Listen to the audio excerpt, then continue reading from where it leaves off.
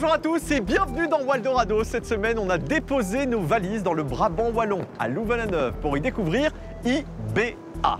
C'est une société spécialisée dans les accélérateurs de particules. Ah ouais, vous savez pas ce que c'est? Bah moi non plus, alors suivez-moi.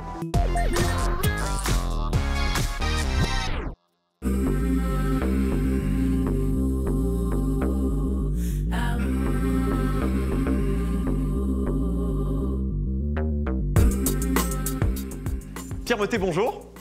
Bonjour David, bienvenue chez nous. Vous êtes président du conseil d'administration d'IBA, mais IBA, qu'est-ce que c'est? Alors nous sommes une société qui faisons probablement les équipements les plus avancés aujourd'hui dans le domaine du diagnostic et de la thérapie du cancer. Je vais quand même vous poser la question. Un cyclotron, c'est quoi? Alors un cyclotron, c'est un accélérateur de particules, Oui. un peu comme ce dont on parle au CERN, sauf que chez nous ils sont beaucoup plus petits, beaucoup plus compacts pour entrer dans les hôpitaux. Et un accélérateur de particules, donc ça prend un proton à peu près au repos et ça lui donne de l'énergie dans une espèce de gros électroaimant jusqu'à atteindre un tiers de la vitesse de la lumière. Donc on envoie ces particules qui vont traverser les tissus et vont venir déposer leur énergie et ce faisant tuer les tumeurs cancéreuses à l'intérieur du corps humain. Donc c'est comme de la chirurgie, sauf qu'on ne doit pas ouvrir le patient. Alors vous êtes présent à Louvain-la-Neuve, mais aussi aux quatre coins du monde. Oui, absolument. Le cœur et le cerveau d'IBA sont ici à Louvain-la-Neuve, mais nos clients sont à travers le monde. Alors c'est combien de personnes à travers le monde, justement? Alors c'est à peu près 500 personnes à travers le monde et entre 800 et 1000 ici en Belgique. Ah oui, ça fait beaucoup d'employés. Vous avez connu la société il y a de ça nombreuses années.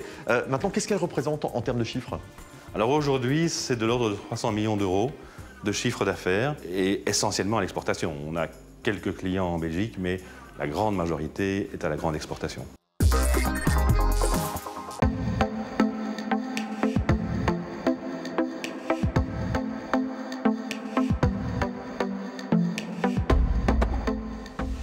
Yves Jongen, bonjour. Bonjour. Vous êtes le fondateur d'IBA. Oui. Tout a commencé dans les années 80, mais d'où vous est venue cette idée? J'ai fait des études d'ingénieur, mais aussi de physicien nucléaire. Et à la fin de mes études, j'ai été engagé par l'UCL pour un nouveau laboratoire installé à Louvain-la-Neuve, qui était le centre de recherche du cyclotron. Le cyclotron, c'était un peu le cheval de trait de la recherche en physique nucléaire. Est-ce qu'on vous a pris un petit peu pour un fou au début? Tout à fait. Tout à fait. Tout à fait. On n'a pas tout à fait cessé de me prendre pour un fou d'ailleurs. Ça continue toujours? C'est un peu le cas encore maintenant, mais je vis avec joyeusement. D'accord. Comment la société a été développée depuis qu'elle a eu ce côté universitaire et au moment où elle passe en bourse? Qu'est-ce qui s'est passé? La société s'est développée petit à petit. Au tout début, on squattait quelques bureaux dans les locaux de l'université. Puis on a déménagé, on s'est installé dans un parking, dans des préfabriqués. Puis on a construit ce bâtiment-ci au fur et à mesure de la croissance de la société. Mais il fallait quand même beaucoup d'argent pour développer le projet. Oui, et alors heureusement, on a été aidé par la région wallonne parce qu'il y avait un fonds des prototypes. On pouvait emprunter de l'argent pour faire le prototype d'une nouvelle machine. On avait une caisse au labo à l'UCL, j'ai mis la caisse du labo dans le projet. On a été trouver des gens que je connaissais bien, qui étaient à l'Institut des radioéléments à Fleurus, qui ont cru, qui ont investi aussi. Et c'est comme ça que IBA a démarré en 86. Alors pourquoi s'être implanté à Louvain-la-Neuve? Mais ma première pensée, c'était de dire pourquoi ne pas créer la société en Californie. Il y a vraiment un climat favorable à la création de petites sociétés high-tech. Mais je me suis fait la réflexion que finalement, tout ce que j'avais appris dans ma vie, c'était le contribuable belge qui l'avait payé d'une façon ou d'une autre. Donc pour moi, il me paraissait moralement évident que si je voulais créer ma société, c'était en Wallonie que je le faisais. Et même si c'était un petit peu plus difficile, parce que c'était justifié. Alors vous imaginiez à l'époque être 15 et vendre un cyclotron par an. Comment on explique qu'une société comme IBA puisse devenir un leader mondial? D'abord, on a des gens vraiment de qualité ici en Wallonie. C'est-à-dire on a de bonnes universités, ça forme des gens compétents. Donc ce qui a fait IBA, c'est les collaborateurs. On a réussi à faire une chouette équipe, on a réussi à faire une société où les gens se sentent bien aussi. Donc ça a créé. Et on a toujours voulu investir beaucoup dans le développement de nouveaux produits. Donc même quand les affaires étaient un petit peu difficiles, on coupait dans toutes les dépenses, on a continué de développer des nouveaux produits et c'est ça qui nous a mené à être le leader mondial. Merci beaucoup, Monsieur Jongen.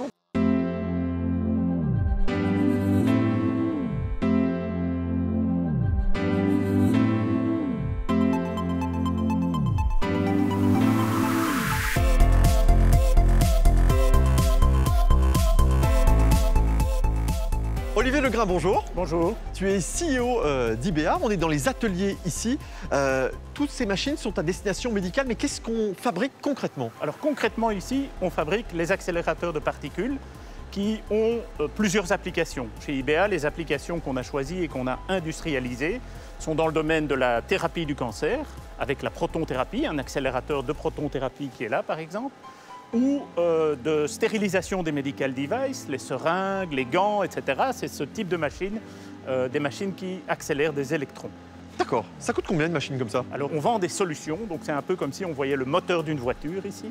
Et nos solutions vont d'à peu près 1 million d'euros pour nos plus petites solutions, jusqu'à 20, 30, 40, 50 millions d'euros parfois pour les plus grandes solutions. D'accord. Il y a la version compacte, elle pèse combien? Alors la version compacte qui est en protonthérapie, cette machine-là pèse à peu près 30 tonnes. La version XXL, c'est plus de 200 tonnes.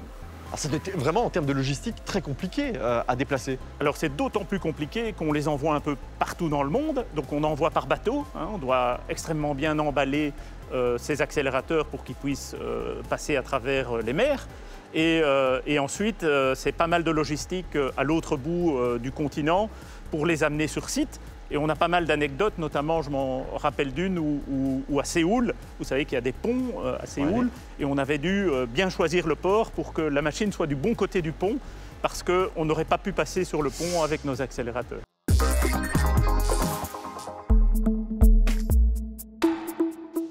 Olivier, là, c'est le nozzle. Si j'ai bien compris, c'est lorsque le patient est sur le dos, c'est la pièce qu'il voit, c'est ça? Exactement. Donc c'est ce qui va nous permettre en fait de configurer le faisceau de protons qui est fabriqué par les accélérateurs qu'on a vus pour réaliser l'enjeu de la protonthérapie ou de la radiothérapie en général, c'est-à-dire de déposer le plus de doses thérapeutiques dans la tumeur et le moins possible en dehors de la tumeur.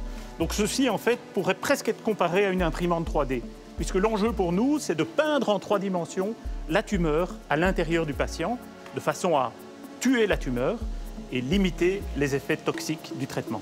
Alors chez IBR, vous ne faites pas que le médical, vous faites aussi de l'industriel. Il y a d'autres applications qui parfois tombent de nulle part. Tu te souviendras qu'il y a quelques années de cela, maintenant, il y a eu une attaque d'anthrax au Pentagone et à la Maison-Blanche aux États-Unis. Voilà. On a beaucoup parlé. Ce qu'on a vu, c'est que ce faisceau d'électrons en fait neutralise la toxicité de l'anthrax. Donc quand on soumet l'anthrax à un faisceau d'électrons, il n'est plus dangereux. Et ce qu'on a eu, à notre grande surprise, en fait, une demande émanant du Pentagone ou de la CIA, je ne me rappelle plus, pour savoir si on pouvait soumettre le courrier de la Maison-Blanche et du Pentagone à un faisceau d'électrons, ce que, à cette date, nous faisons toujours aux États-Unis. C'est incroyable, c'est vraiment incroyable. La machine qui le fait est effectivement partie d'ici, elle est installée aux États-Unis. Je ne peux pas vraiment vous dire où, pour des raisons de confidentialité. Secret défense, évidemment. Tous les jours, elle traite le courrier du président des États-Unis et de ses collaborateurs et du Pentagone. Pas mal.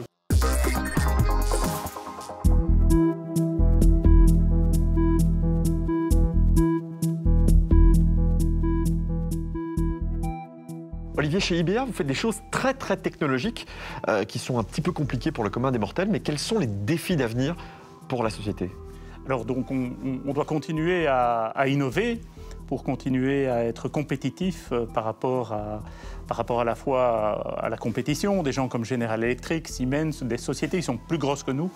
Donc la raison d'être d'IBA, c'est innover. Et grâce à cette innovation, je pense qu'il y a encore une énorme perspective pour l'applicatif de nos produits. Plus de stérilisation plus propre, plus de patients traités en protonthérapie, plus d'examens en médecine nucléaire.